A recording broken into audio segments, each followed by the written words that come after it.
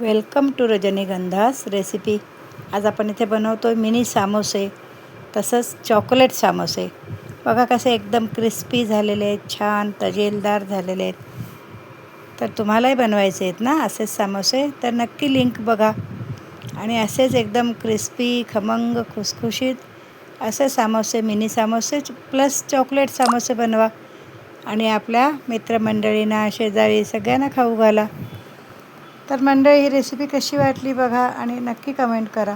मुलांचा बर्थडे आहे किंवा छोट्या मुलांची गेट टुगेदर आहे, तर आपण काय बनवावं असं वाटत असेल तर आपण छोटे छोटे चॉकलेट सामोसे इथे बनवून मुलांना देऊ शकतो.